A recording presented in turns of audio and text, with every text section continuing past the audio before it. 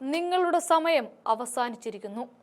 പറഞ്ഞതിന് തൊട്ടു പിന്നാലെ ട്രംപിന്റെ നരവേട്ട തുടങ്ങുകയാണ്. അമേരിക്കയിൽ ട്രംപ് അധികാരമേറ്റതിനു ശേഷം സമാധാനം എന്ന് കരുതിയെടുത്ത് നിന്ന് കാര്യങ്ങൾ മാറി മറിയുന്ന കാഴ്ചയാണ് ഇപ്പോൾ കാണുന്നത്.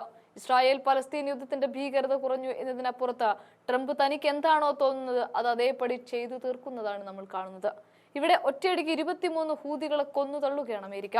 കൂടാതെ ഹൂതികൾക്ക് നൽകുന്ന എല്ലാവിധ സഹായവും നിർത്തണമെന്ന് ട്രംപ് ഇറാന് മുന്നറിയിപ്പ് കൂടി നൽകുമ്പോൾ ഇനിയൊരു ലോക മഹായുദ്ധത്തിലേക്കാണോ കാര്യങ്ങൾ നീങ്ങുന്നത് എന്നറിയില്ല.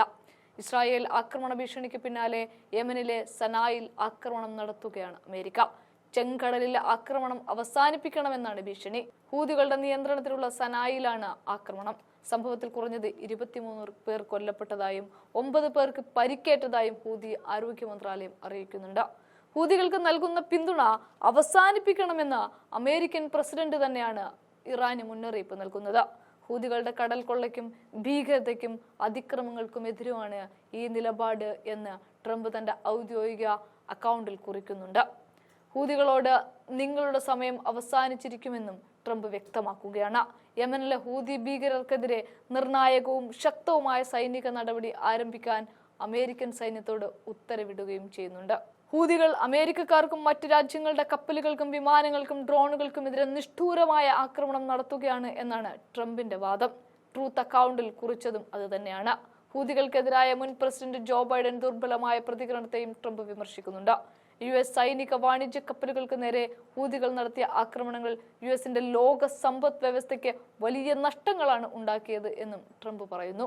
അമേരിക്കൻ പതാകയുള്ള ഒരു വാണിജ്യ കപ്പൽ സുയസ് കനാലിലൂടെയോ ചെങ്കടലിലൂടെയോ ഏദൻ ഉൾക്കടലിലൂടെയോ സുരക്ഷിതമായി സഞ്ചരിച്ചിട്ട് 1 വർഷത്തിലേറെയായി എന്നാണ് പറയുന്നത്. 4 മാസം മുമ്പ് ചെങ്കടലിലൂടെ കടന്നുപോയ അവസാന അമേരിക്കൻ യുദ്ധക്കപ്പൽ ഹൂതികൾ ആക്രമിച്ചു. കൂടാതെ US വിമാനങ്ങൾക്ക് നേരെ മിസൈലുകൾ തൊടുത്തുവിടുകയും US സൈനികരുടെ സഖ്യകക്ഷികളെയും ലക്ഷ്യം വെക്കുകയും ചെയ്യുന്നു. ഇറാന്റെ ധനസഹായത്തോടെ ആയിരുന്നു ഇതെല്ലാം ചെയ്തത്. നിരന്തരമായ ഈ ആക്രമണങ്ങൾ US-നും ലോക സമ്പദ് വ്യവസ്ഥയ്ക്കും വലിയ നഷ്ടങ്ങളാണ് വരുത്തിവെച്ചത്. ഇത് നിരപരാധികളുടെ ജീവൻ അപകടത്തിലാക്കുകയും ചെയ്തിട്ടുണ്ട്. അമേരിക്കൻ കപ്പലുകൾക്ക് നേരെയുള്ള ഹൂതികളുടെ ആക്രമണം അനുവദിക്കില്ല.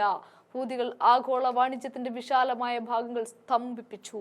അന്താരാഷ്ട്ര വ്യാപാരവും വാണിജ്യവും ആശ്രയിക്കുന്ന നാവിഗേഷൻ സ്വാതന്ത്ര്യത്തിന്റെ അടിസ്ഥാന തത്വത്തെ ആക്രമിച്ചു. അമേരിക്കയിലെ സൈനികർ ഇപ്പോൾ തീവ്രവാദികളുടെ താവളങ്ങളിൽ വ്യോമാക്രമണം നടത്തുകയാണ്. അമേരിക്കൻ കപ്പൽ വ്യോമ നാവിക ആസ്തികളെ സംരക്ഷിക്കുന്നതിലും നാവിഗേഷൻ സ്വാതന്ത്ര്യം പുനഃസ്ഥാപിക്കുന്നതിനുമാണ് ഇത് എന്ന് പറഞ്ഞുകൊണ്ടാണ് ഈ ചെയ്തികൾ. ലോകത്തിലെ ജലപാതകളിലൂടെ സ്വതന്ത്രമായി സഞ്ചരിക്കുന്നതിൽ നിന്ന് അമേരിക്കൻ വാണിജ്യ നാവിക കപ്പലുകളെ ഒരു തീവ്രവാദ ശക്തിക്കും തടയാനാവില്ല എന്നാണ് പറയുന്നത്. എല്ലാ ഹൂതി ഭീകരന്മാരുടെയും സമയം അവസാനിച്ചു. നിങ്ങളുടെ ആക്രമണങ്ങൾ ഇന്നു മുതൽ അവസാനിപ്പിക്കുമെന്നും ട്രംപ് കുറിക്കുകയാണ്. ഹൂതി ഭീകരർക്കുള്ള പിന്തുണ ഉടൻ അവസാനിപ്പിക്കണമെന്നുമാണ് ഇറാനോടുള്ള ട്രംപിന്റെ മുന്നറിയിപ്പ്.